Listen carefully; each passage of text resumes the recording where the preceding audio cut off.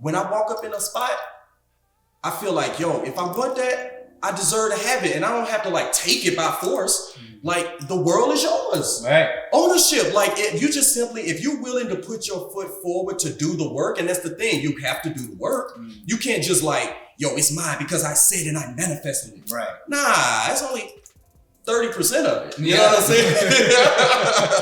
You still gotta actively do the things, and I mean, from a disciplinary standpoint, because I'm up at 4 in the morning, whether I want to do it or not.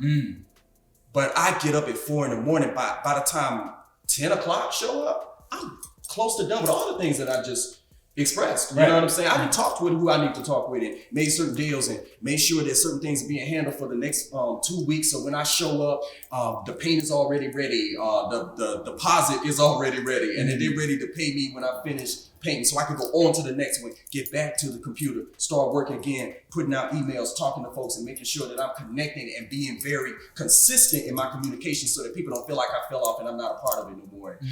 Man, it's the work and I love it. I wanna be a billionaire. I ain't getting no sleep till I see $1 million every week. I wanna be a billionaire. I ain't getting no sleep till I see $1 billion every week. I wanna be a billionaire. Billionaire, I wanna be a billionaire. Billionaire, I wanna be a billionaire. I ain't getting no sleep till I see $1 billion every week. I wanna be a Ladies and gentlemen, how you doing? Welcome to another episode of Sleep is for Billionaires, the podcast. I am your host, Jonni Vegaz. Now today, I got a very special guest on my show, ladies and gentlemen. You're in for a treat, so take some notes. We got an NFT artist with a great project that I want the whole community to learn about. It's called Meta Culture, and we got Rio SIRAH in the building. Talk to me nicely, King. How are you? Doing well, man. Doing extremely well. Yo, pleasure to have you on the show today, man. I'm glad you responded to my message for you to be on the show and spread the word, man. And I was highly intrigued by your project. You know, when I saw my guy, shout out my guy Miller. Love that dude. He got people out here sneezing out here. All right. I see you. Yeah, but I saw the NFT you made for him, and I was really impressed. I was like, wow, like this dude knows what he's doing. You know what I'm saying? Then when you told me about the Meta Culture project, you sent me the email, and I was just like, whoa, this guy has his stuff together. You know, he's heading in the right direction. And I want you to elaborate with the people on a few things, you know, more so about who you are, where you come from, you know, how did you fall in love with art? And then how did you, like, you know, find your roadmap into the NFT world? So we can start from where you from, man. Talk to me. Word. Well, I tell everybody I'm from Mississippi, Chicago. That's a combination of Mississippi, Alabama, Chicago. Because I feel like I can't say one without, you know, talking about the other because they all like built me up. They made you. You know what I'm saying? Yeah. Same here, man. New York, Jersey, Florida, and now LA, bro. Word. And you can't tell my story without telling that. So exactly. I get it. But continue. So starting there, man, and then as far as art and really being invested in it, the story kind of comes from my mother because I don't remember this, but she says when I was like around 3 or 4 years old, I saw my father's paintings and she said I would cry because I couldn't draw like him or couldn't paint like him. And so that was like the beginning of like the enthusiasm to do it. And then my mother just from that point on, she just straight nurtured and like cultivated my craft. Like she would show me TV shows of people painting, people drawing, stuff like that, would show me just a little stuff she knew. Yeah. She didn't know much, you know, but how to draw stick man. But she'd start there, and then I would go with my imagination and start fleshing it out. You know, so as I continued to grow into the art world, and this is something I actually like recently figured out about myself. Any single solitary thing in the universe that has something to do with creation, I can do it. That's it. It's like art is. To me, my mind is like the art of making furniture, the art of learning computers, the art of painting, the art of shoemaking, the art of... My brain be thinking like that. Okay. So when I was a kid and like me and my brothers were making comic books, I was like 6 years old. My brother was, no, 7.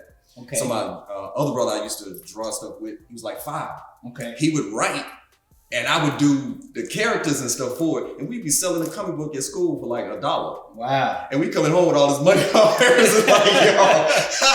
Right. It was just like, where y'all getting all this money from? Like, right. You're 7 years old, okay? Yeah, and it's Chicago, so she don't know where it's coming from. You know what I'm saying? So, you know, that built the part of me that once NFTs started becoming a topic, which by the way, 2020, where everybody was running around in the pandemic, and yes, I'm calling it a pandemic because I know what it is. It was something clicking in my brain that says, yo, we've been down this road before, because like the Y2K scare, the AIDS scare, the Ebola scare, like the swine flu, all of it. I remember the franticness, and then I also remember that there was somebody making money on the side. So when this situation happened, I said, hold up. Before I let fear take place, I'm gonna be like, let the mind take place. Start thinking for yourself. If everybody running this way, somebody making money this way. And that's when I started getting into stock, and then stock led me to crypto led me to NFTs. As soon as I saw the abbreviation, I started studying it. Okay. As soon as I started studying it, I was like, yo, I understand. Art is the only other thing I've understood as fast as I understood NFTs. It was remarkable. So, and I can't say this without saying this part too. Yeah, talk to me. Man, prayer is real. Spirituality is real. Yes. So like, upon all of this stuff happening, I'm sitting in my studio. I pretty much like everybody else, like scratching your head, like, what in the world am I going to do? Because body painting is a physical thing, and y'all telling everybody to stay away from each other. So money just went, right? You know, and so it's like I'm a definite survivor. I'm a definite thinker. Like, no one's going to tell me I cannot do something, especially if it's conjoined with what I do as a person on this earth, which is do art. So then NFT showed up, and then I decided, long story short, I decided I want to do something that's going to educate. It's in my blood. My mother's a teacher, my father's a pastor. So what do I want to do? That is when I decided to create Black Future Month and the Metaculture NFTs. Awesome. So tell me about Black Future Month. What does that consist of? Black Future Month consists of... Well, first of all, what month is this taking place in? Well, Black Future Month takes place in February, March, April, May, June, July, August, September, October, November. And January. And right back to January as far as I'm concerned. Right, you know what I'm saying? So like, I people giving you a place to be and giving you a label and telling you that that's for you is not something I'm accustomed to. If that was the case, I think I would have only just been doing comic books and never ventured off into painting, murals, painting cars, doing clothing. I would have never done that. If somebody told me, oh, this is your lane, this is where you're supposed to be. So Black Future Month for me is highlighting the successes and accomplishments of our culture rather than highlighting the traumatic experiences that we've gone through in the country. So like, this country don't teach balance, and Black Future Month is an addition to understanding Black history, not like a replacement. It's like, it's showing a balance of, we need to bridge the past with the future and modern day times, and that way we'll know where we're going. That's how you create Black Future Month. You got to know where you've been, but you got to be able to connect that with something, and you got to know where you've been from the brilliant side. No child wants to hear, no adult wants to hear their culture or where they come from a negative standpoint, so much so that you feel like, well then, what can I contribute if all I did was come from chains and water hoses and dogs chasing me and being put in jail injustifiably? Like, what's uplifting about that? And just to play devil's advocate to that, because I've seen a lot of that, you know what I'm saying, and I also see what's happening with the future and how wealth is transferring little by little to us, you know what I mean. So and the wealth gap is getting closer and closer, so through slavery and all the oppression that we went through creates a sense of motivation to continue that path to close the wealth gap. So exactly. I feel there is a need to know where we come from the negative standpoint, because like Biggie said, turn a negative to a positive and it's all good. So, I feel like the negativity of what we went through, we as the people need to take that frustration and pain and just anger because of it and use it to fuel our fire to do bigger and better things. And to add on top of that, I say the culture of doing what I'm doing with metaculture, with taking that negative and turning it into a positive, is also showing balance with that, because the reason why the metaculture NFTs that I'm kicking off with, because like this is just the beginning. This is like the educational side point. Like I'm getting ready to come out with a musical language, coming out with symbols and ways that we actually communicate with each other in the culture. That's going to be with code and music, like. And like how the fashion is going to look in the metaculture, how the shoes going to look in the metaculture, how the comic books and all that going to look in the metaculture. Like it's this just the kickoff. So yeah, talk to me about the metaculture. Now I'm excited. What's the roadmap look like? Where are you at in the execution of things? Talk to me. So even though some things are still in movement and planning, like what I'm literally doing is pushing the reset button on the hip hop culture. To tell you the truth, because hip hop culture came in and expressed. I mean, it showed us how to express ourselves through dance, through graffiti and art, through DJing, through rapping, right? But then, of course, a third party entity comes in there and start putting their percentages and stuff on it. Some of them don't even care nothing about the culture, and they actually leading the culture into death, and they making money off the death of it. You know what I'm saying? And so like, this is our time to push the reset button and say, you know what? The creators of the people that make sneakers, the creators are the people that make art, the creators are the people that do clothing, film, all that. Not only should they make it, they should own it. Not only should they own it, but they should be able to reciprocate that value with other people that's working in their community. Because if you're an artist and I'm an artist, there's a way for you to sell your NFT to someone else. They buy it, and not only does it benefit you, but it benefits me as well, because we both are part of the same culture and both are part of the same project.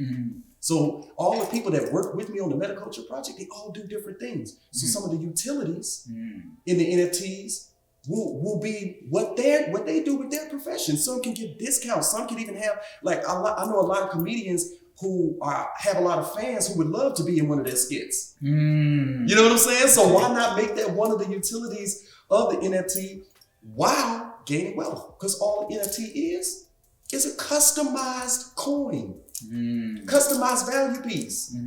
So that's really, I can see this situation where there's a financial ecosystem of the buyer, the seller, the owner, and the creator all being incentivized without any third party at all. Right. You know what I'm saying? So that's what it means for me, for the metaculture. Okay, and that's a great project. So since you're still like in the beta phase of it, where is the metaculture going, like in regards to like, where do you see it in the next, let's say, 5 years? Well, I see it in the next 5 years is completely immersive VR and AR experience in which people can custom make their own avatars, have those avatars travel with symbols and graffiti codes that work like keys that'll go into other people's tours, going into other people's like meditative classes, going into other people's shows or film debuts. Like, it will completely be a bridging of real world applications like clothing,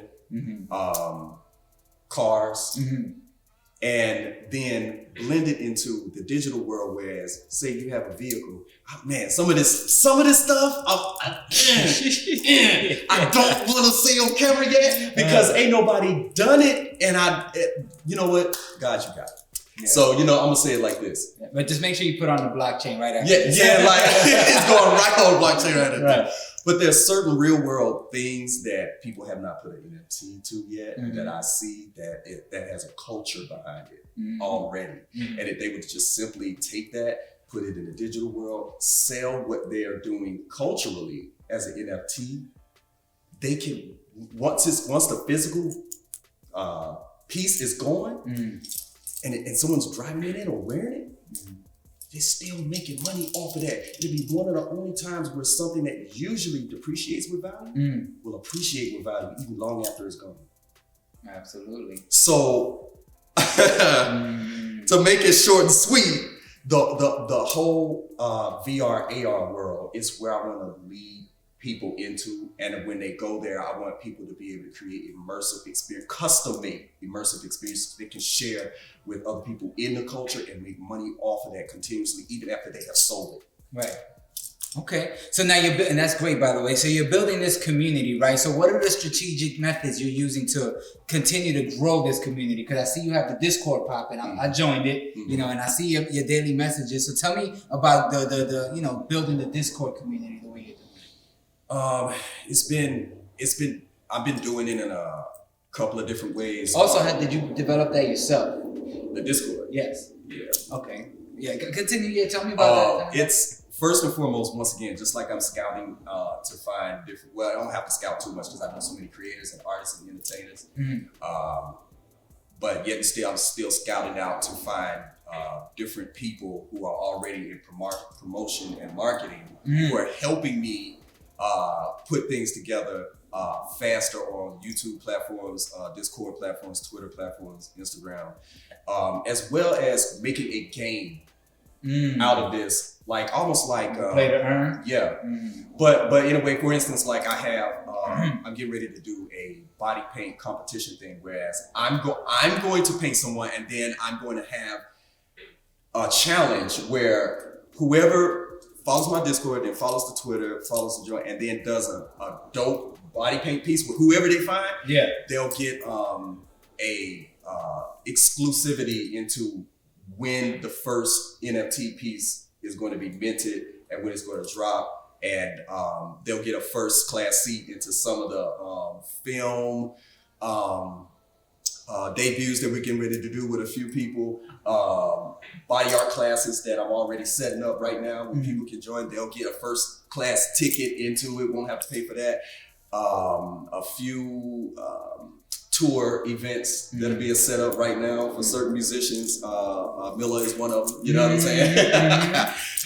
And, you know, incentivizing the community, like promoting what I'm doing by incentivizing the community with games right now and contests. I think that will be the situation that I do to make people want to be engaged into being like, oh, I want to be a part of the project because if I do this, I can win this, or I can get that, or I can, you know. So that's some of my strategies that I'm using right now. Copy. Okay. So with the play to earn game, and I love that idea. So who is the actual developer behind this? Is it yourself, or are you like, you know, outsourcing this? Yeah, this outsourcing task? it. Outsourcing right now. I'm working with a group called Play the Crowd. And they are what type of company? They are a VR, AR, and immersive reality company. So like, so software developers. Yeah, software Got it. developers. Okay. They are based in Atlanta. Okay. And they are pretty much helping me build this whole what they call the Omniverse. Okay. Tell me about that. So, and I hope that I'm quoting them well. You know what I'm saying? But Omniverse is pretty much.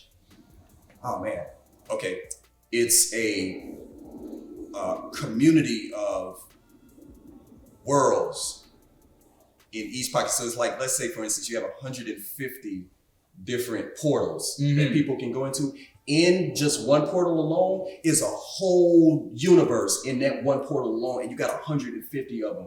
And people are in one universe creating communities, creating other virtual lands, virtual property, and everything just in that one. They can create a whole stadium in there. They can create a whole game platform in there, and that's just that one. And so they have one world with 150. And then another one with 150, another one 150. So it's universe after universe after universe just in one pocket. It's mind blowing. Right. You know what I'm saying? And they have a way where all of those universes can communicate with each other, operate with each other, sell stuff with each other. It's mind blowing.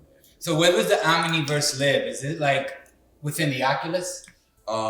It actually can be access to the Oculus as well, spatial as well. It's a few other programs, but because this is a new group that I'm working with, how they expressed it is like it would literally be available on all VR platforms and through iPhone platforms where a person can kind of like go through it on their phone and move around, like, you know, the galleries and real estate, like those places are prone to the virtual, virtual, not performance, but virtual tours. That's what I'm trying to say. Where you can look through it and see what everything is going to look like moving all the way around. So yeah, man, the platform is going to Play the Crowd is, it's amazing. It was mind blowing to me. I was like, yo, all this is coming out of Atlanta. Like I was living in Atlanta 13 years.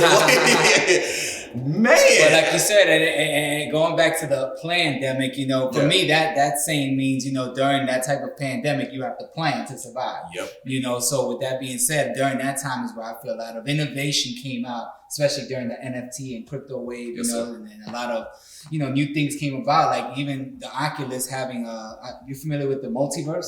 Yeah, I am. Right. So, you know, I discovered that through there, and then through the multiverse, there was a little Infiniverse there in beta phase. Are you familiar? Yeah. So I was just shaking my head about just like the range, man. Right, you know, but you can go in there, you can buy this real estate, and you know, it's so early that when it does get commercialized, you know, these brands are gonna come in there and want to set up shop, but they'll have to buy the property from the original owners, which makes it that much more valuable to get in now. So just, you know, and that's just one little piece, you know what I'm saying? Exactly. Of everything that can be, you know, this shit is just endless. So yeah, man, I'm with you all the way, and I'm glad that you're, you know, in this space and you got the right team working with you to kind of develop this roadmap. So, so what is the roadmap, if you don't mind sharing? To go through it briefly, first and foremost was just simply getting the people, scheduling the dates for the photo shoots and compositing what we were going to do graphically to put everybody into the digital aspect of the NFT. The second role of that was just getting word out, like complete marketing, outreach, even different strategies. Like, you know, it's, you know, we don't have time to go through all of them, but like just different strategies that we were going to use to market, promote, incentivize the community. And then the third half of that would have been creating avatars from these NFT pieces, and then almost creating like a story, and at the same time creating the universe where these people are going to be able to be owners, buyers, and sellers in this universe. And the fourth part of that is the customer being able to customize their experiences, customize their worlds. Like, take for example, right now, when you go to your web page, like say you have a store, you're selling clothes on your store, like Squarespace. Imagine that web page was an immersive web page. You could actually go into a room where every single item that's in that room is some sort of a door or an NFT or a gateway to somebody's tour, or access into maybe some other different projects and stuff that you have going. And it can literally go through your world and touch every little thing that's in your little immersive web world and get access to something. They can buy clothes there, they can see films and stuff there, everything just in that little box. Like, that's where my mind is going in the forecourt. So we're actually... And that's Web 3.0, right? Yeah. Okay. So we're actually... Honestly, man, I was somewhat scared to start all this off when I first thought of it, because the middle of January, knowing February coming around the corner, I'm saying Black Future Month and trying to make an NFT product. But it was something in the drive of my spirit, and it's always been in the drive of my spirit to be like, you know what, this is an idea you want to do. You already understand the NFT world well enough, because I'm still always learning things, but you understand it well enough that you can make this work, and then you can start getting all of the people you need involved if you pull in these people to the project and stop trying to do it on your own. Because that's one thing I will say that the metaverse opened my mind into. And it's not like it wasn't there, it was just the light bulbs turned on when I thought about what was going on. It was like, this opportunity with everybody that's a part of it, the more people you bring into it, the more you can build abundance, not even just with yourself, but with them too. Because there's no, like this year, I told myself, yo, it's easy for me to make money for me. I want to make money for other people. I want to be that dope that when I show up, when my name show up on the telephone, they quickly answer, because they know every single time that Rio got some money coming. Right. You know what I'm saying? And so this metaverse world showed me yo, you can connect all of what you're doing with your art, everything you've learned. HTML and CSS, just the knowledge of that, because I taught that for 2 years, and then film, I taught that for 2 years, and then body art, and then digital work, and then graphic design, and then storytelling, and then sci-fi, because I like sci-fi and fantasy type of stuff. You can take all, and education, you can take all the worlds, put them together, get all of these different people to be a part of it, and your thing will branch out even more because people feel incentivized just being a part of a project, something they can talk about. And it makes it even better when it's something that they can talk about that's going to enrich their lives and enrich other people's lives because they're part of it. Man, that's a win-win-win all the way around. So I stepped my foot on the gas, said, let's do it. And right after that, bro, all the stuff I was scared wasn't gonna come in place just started falling into place. People would just come in left and right and say, yo, I help you put together the whitelist. Yo, I help you put together your roadmap. Yo, I can help you get your IO. Yo, I can, boom. So, man, I just been staying on it. I got shades on for more than one reason because I don't want y'all to see how it's lit. Right. 1 hour a day, you know what I'm saying? But it's worth Louis bag on. But it's worth it, man. I'm still electric and energized about it because I see not only what it can do for people in general, but my community, because we are the fire starters. That's right. We're the ones that say what's cool. We're the ones that say what's dope. And all we got to do is be dope. We are the culture. We are the culture. You know what I'm saying? So it's just like, this is easy street for me. It's like, if kids in hip hop back in the 70s said, yo, we can't get into this disco, spot because we got shoes and a leather vest on and they won't let us, so forget that. We finna go over to this abandoned building. We finna hook the wires up. Homie got the DJ sets. We gonna put that in. We gonna have a party. And they just kept doing that until the world heard them so loud that they was like, man, we want to be like y'all. They leaving out of the clubs. Blondie and all them coming out the freaking clubs to come down there in the hood to come mess with us. So this is our opportunity. Press the reset button, doing it again. And then this time, do it where we own it, where we rocking it, where nobody can tell us what to do with how we doing our music, our art, our comedy, what we find funny, films and stuff, and writing, and what we find exciting. This is our time, man. So it's like, I'm mega excited, and that's what keep me up. That's what about you. I'll get 1 hour of sleep, and boom, wake back up and be like, yo, it's for the culture. Right. That's awesome, man. That's awesome to hear, man. And with entrepreneurship, you always have that fire and that intensity for your dream, right? But now at the same time, the dream has to become the career. Exactly. And it has to fund the lifestyle and it has to fund the progression because, bills still got to get paid and all that stuff. So with that being said, are you doing this full time? Is it a career or is it something that you're doing on the side and doing something else to kind of fund it? Like, is it generating? Bro, I'm doing a lot on the side. That's another reason. Okay. I would consider myself a body art performance artist. Okay. So I'm still doing body art performances. I'm still doing music videos, art for that. I'm still selling canvas work while I'm painting things. I'm still doing crypto while I'm invested in crypto and then flipping crypto. I'm still talking to investors, be like, yo, take a little bit of this and put it here. I'm still going over to the corner and doing classes, teaching classes and getting things geared up for that and getting paid from that. Man, the hustle is real. It is, and at this point in my life, I don't consider myself for me, grinding feels like, yo, I gotta get this and do this.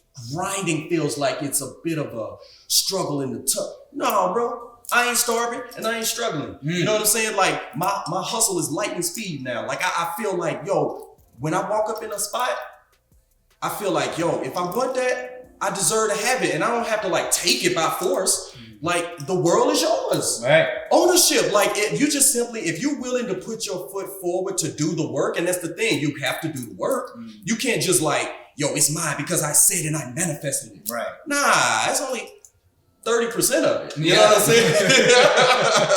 You still gotta actively do the things, and I mean, from a disciplinary standpoint, because I'm up at 4 a.m, whether I want to do it or not.